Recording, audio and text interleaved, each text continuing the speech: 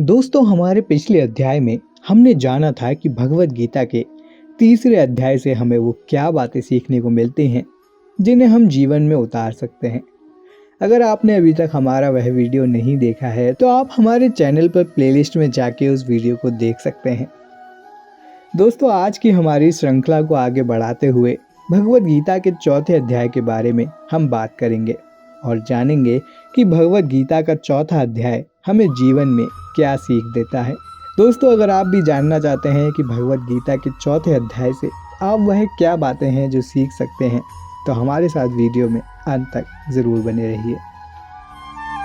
नमस्कार और स्वागत है आप सभी का हमारे चैनल दैविक गुरु पर। दोस्तों, इस अध्याय में भगवान अर्जुन को बताते हैं ज्ञान का रहस्य और विस्तृत विश्लेषण। यहाँ भगवान बताते हैं कि ये ज्ञान उन्होंने सूर्य को बताया था और वह बताते हैं कि ये ज्ञान बहुत ही गुप्त विषय है। ये ज्ञान करोड़ों वर्ष पहले सूर्य को दिया था और समय के साथ साथ अधर्म के बढ़ते हुए ज्ञान विलुप्त हो गया। यह ज्ञान बहुत ही उत्तम रहस्य है, अर्थात गुप्त रखने योग्य विषय है। दोस्तों, यहाँ गुप्त से मतलब है कि इस ज्ञान का अनादर नहीं होना चाहिए, यानी कि हमें इस ज्ञान को जानने के बाद अपने जीवन में लागू करना चाहिए।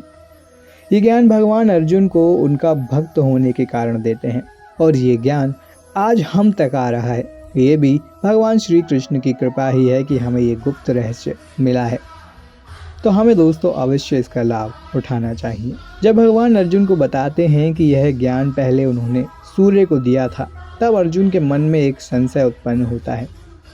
वो पूछते हैं कि मधुसूदन, आपका जन्म तो अर्वाचीन हाल ही का है और सूर्य का जन्म बहुत पुराना है, यानी कि कल्प के आदि में ही हो चुका था। इस पर भगवान कहते हैं कि अर्जुन, तुम यह जानते हो कि मेरा जन्म अभी हुआ है, लेकिन यह पूरा सत्य नहीं है। भगवान अर्जुन की दुविधा को दूर करते हुए एक और रहस्य बताते हैं। वह बताते हैं कि मैं अजन्मा, अविनाशी और समस्त प्राणियों का ईश्वर हूँ और मैं हर युग में अपनी योग माया से प्रकट होता हूँ।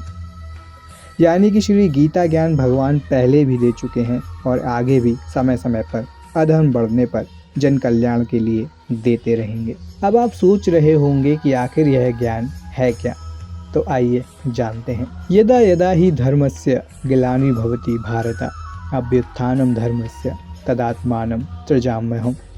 आपने इस श्लोक को अपने जीवन में कई बार सुना होगा और आपको इसका अर्थ भी पता होगा। इस श्लोक को भगवान श्री कृष्ण ने इसी अध्याय में कहा है। यहीं से आती है हमारी पहली सीख। भगवान कहते हैं कि जब जब धर्म की हानि होती है और नीच अहंकारी व्यक्ति बढ़ जाते हैं और वो ऐसा अन्याय करते हैं कि जिसका वर्णन नहीं हो सकता और असहाय व्यक्ति, पशु आदि कष्ट पाते हैं, तब वे कृपा निधान प्रभु अपनी योग माया से दिव्य शरीर धारण कर समाज की पीड़ा को हरते हैं। सृष्टि में कुछ व्यक्ति ऐसे भी हुए हैं जो भ्रष्टाचारी होते हैं और खुद को भगवान समझते हैं और किसी भी गलत काम करने से नहीं डरते हैं। तो इस तरह के व्यक्तियों को दंड देने के लिए भगवान अवश्य आते हैं। अब भगवान बताते हैं कि जब व्यक्ति काम, क्रोध, मद और लोभ में फंसकर दूसरों का अहित करना शुरू कर देता है, वो तीनों लोकों में सजा पाता है, यानी कि इस पृथ्वी लोक पर, मृत्यु लोक पर और नरक में भी। लेकिन अगर व्यक्ति काम, क्रोध, मद और लोभ को खत्म कर खुद को भगवान श्री कृष्ण को समर्पित कर देता है, तो वह मोक्ष प्राप्त करता है। भगवान अर्जुन से कहते हैं कि उनके सभी अवगुणों को मैं हर लेता हूँ। अगली सीख में भगवान बताते हैं कि मन की शांति कैसे पाएं। भगवान बताते हैं कि मन की शांति पाने के लिए कर्म के फल से बचना चाहिए। अगर हम इसे उदाहरण से समझें तो मान लीजिए आपकी 10 दिन बाद परीक्षा है और भगवान हमें यहाँ समझाते हैं कि हमें परीक्षा के परिणाम के विषय में नहीं सोचना है, हमें परीक्षा के लिए मेहनत करनी है।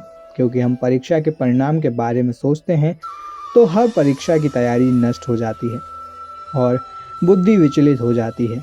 इसलिए भगवान हमें बताते हैं कि हमें निष्काम कर्म करना चाहिए, यानी कि फल की इच्छा के बगैर हमें कर्म को करना चाहिए, ना कि यह सोचकर कि मैं अगर ऐसा करता हूँ तो ऐसा होगा, मैं वैसा करता हूँ तो वैसा होगा।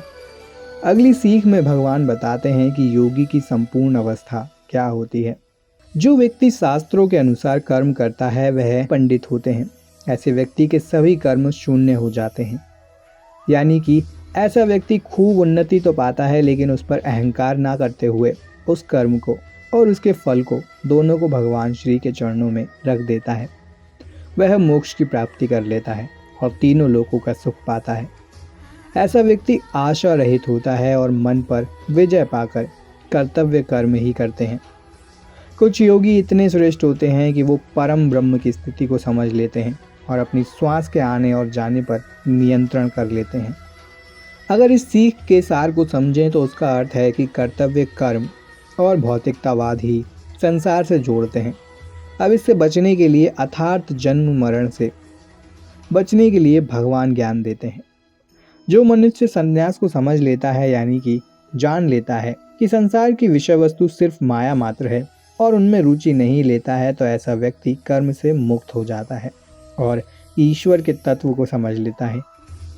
इसी प्रकार कर्मयोगी निष्काम कर्म के द्वारा भौतिक जगत के विषय भोगों में रुचि नहीं रखता, क्योंकि वह सभी कर्मों का फल भगवान को सौंप देता है और सामाजिक हित के उद्देश्य से कर्म करता है।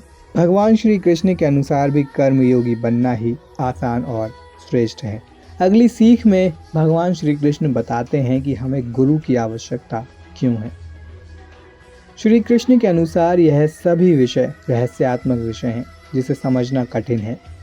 इसके लिए हमें एक समर्थ गुरु की शरण में जाना चाहिए, क्योंकि वो हमें ज्ञान को जानने में सहायता करते हैं और सभी पापों से मुक्त कराते हैं और भगवान पर श्रद्धा भक्ति करना सिखाते हैं। गुरुजनों की सहायता से व्यक्ति सही गलत का चुनाव करने योग्य बनता है और अधर्म करने से बचता है। भगवान अर्जुन को चेतावनी देते हैं कि अपने मन से शंका को दूर करो, क्योंकि शंका जन्म देती है अज्ञानता को। यानी कि ज्ञान व कर्म योग को जानकर युद्ध में लग जाओ और गांडीव उठाकर युद्ध करो। जब भगवान की शरण को पा लोगे तो ना तो युद्ध से भागने देंगे ना हारने, क्योंकि भक्त की हार में भगवान की हार है। दोस्तों, इस भाग में हमने ज्ञान, कर्म, संन्यास इन तीनों योग के संबंध में समझा है। इस भाग को आप तक लाने में कुछ गलती हुई हो तो उसके लिए हम क्षमा प्रार्थी हैं। यह वीडियो और यह जानकारी आपको कैसा लगा हमें कमेंट सेक्शन में कमेंट करके ज़रूर बताएं। अगर आप ऐसी ही और भी वीडियोस को देखना चाहते हैं तो हमारे चैनल को सब्सक्राइब ज़रूर करें और जुड़ें हमारे चैनल के साथ। तब तक के लिए आप सभी का धन्यवाद।